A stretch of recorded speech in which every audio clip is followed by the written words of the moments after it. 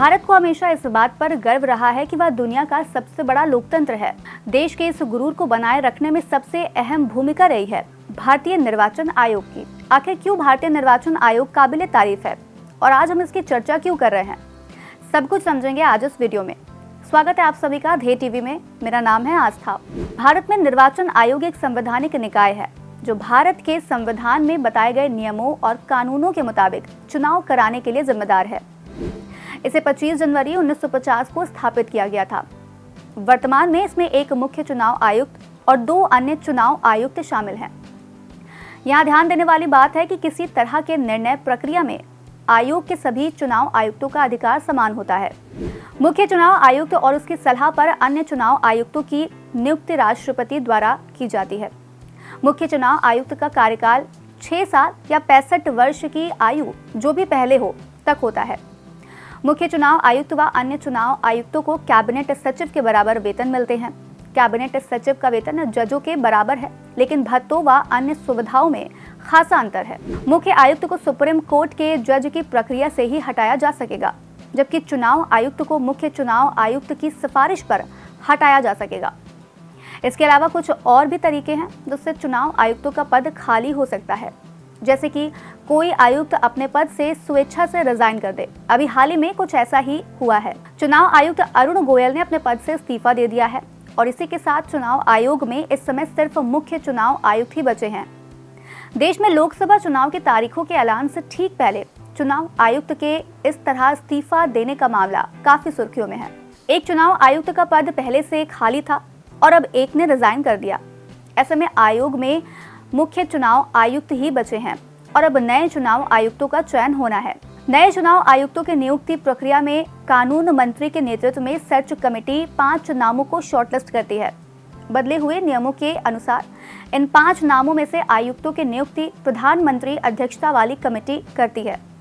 इसमें प्रधानमंत्री की ओर से मनोनीत एक केंद्रीय मंत्री और नेता प्रतिपक्ष होते हैं। इससे पहले चुनाव आयुक्तों को चुनने की जो प्रक्रिया थी उसमें प्रधानमंत्री, चीफ जस्टिस ऑफ इंडिया और नेता प्रतिपक्ष हुआ करते थे। अब इन खाली पदों को भरने की प्रक्रिया शुरू ही होने वाली थी कि इसी बीच सुप्रीम कोर्ट में इसे लेकर एक याचिका दाखिल की गई है। इसमें मांग की गई है कि केंद्र सरकार नए कानून चुनाव आयुक्त सेवा की शर्तें और व्यवसाय का संचालन अधिनियम 2023 के तहत चुनाव आयुक्त की नियुक्ति न होने दे।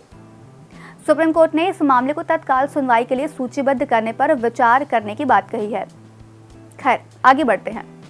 चुनाव आयोग के कई महत्वपूर्ण काम होते हैं, जैसे कि चुनाव की निगरानी, निर्देशन और आयोजन आदि।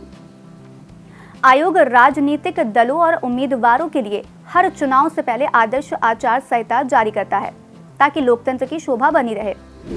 ये राष्ट्रपति, उपराष्ट्रपति, संसद और राज्य विधानसभा के चुनाव करवाता है। इस प्रक्रिया में आयोग मतदाताओं की नामावली तैयार करने, राजनीतिक पार्टियों का पंजीकरण करने, इन पार्टियों का राज्य और राष्ट्रीय पार्टी के रूप में वर्गीकरण करने, सांसद और विधायक की अयोग्यता पर राष्ट्रपति और राज्यपाल को सलाह देने और चुनाव में गलत तरीकों का इस्तेमाल करने वाले उम्मीदवारों को अयोग्य घोषित करने जैसे महत्वपूर्ण काम करता है। इसमें चुनाव आयोग की कुछ अर्ध न्यायिक जिम्मेदारियां भी हैं, जैसे अनुच्छेद 103 के अंतर्गत राष्ट्रपति संसद के सदस्यों की अयोग्यताओं के संबंध में निर्वाचन आयोग से परामर्श करता है। कुल मिलाकर भारतीय निर्वाचन स्वतंत्र और निष्पक्ष चुनाव कराने के लिए जिम्मेदार है। अब जो महत्वपूर्ण सवाल है वो ये कि आखिर क्यों भारतीय चुनाव आयोग काबिले तारीफ है।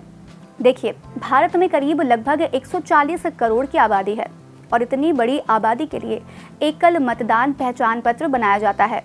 ये कोई आसान काम नहीं है। यहाँ पर ईवीएम के जरिए चुनाव कराए जाते हैं। इतना बड़ा देश होने के बावजूद यहाँ का चुनाव परिणाम एक दिन में घोषित किया जाता है।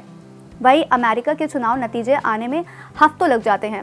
ताज्जुब की बात यह है कि इतनी विशालता के बावजूद यहाँ का चुनाव ज्यादातर विवाद विहीन तरीके से संपन्न हुआ है। इन तमाम बिंदुओं पर नजर डालने से पता लगता है कि दुनिया भारतीय निर्वाचन आयोग से काफी कुछ सीख सकती है। इन सब के बावजूद किसी भी संस्था में सुधार की गुंजाइश हमेशा रहती है। वर्षों से चुनाव आयोग ने भी लोकतंत्र को मजबूत करने और चुनाव की निष्पक्षता बढ़ाने के लिए कई प्रशंसनीय सुधार किए हैं। ये सुधार सराहनीय है, लेकिन मौजूदा समय में चुनाव आयुक्तों की नियुक्ति की जो नई प्रक्रिया है उसे लेकर विपक्ष लगातार सवाल उठा रहा है। विपक्ष का कहना है कि चुनाव आयुक्तों की नियुक्ति प्रक्रिया में सरकार का प्रभाव ज्यादा है और इससे चुनाव आयोग की स्वायत्तता पर सवाल उठता है। आप इससे कितना इत्तेफाक रखते हैं, कमेंट करके हमें जरूर बताइएगा। इस एपिसोड में इतना ही। हम फिर मिलेंगे कुछ नई जानकारियों के साथ। तब तक के लिए हमें दीजिए इजाजत। नमस्कार।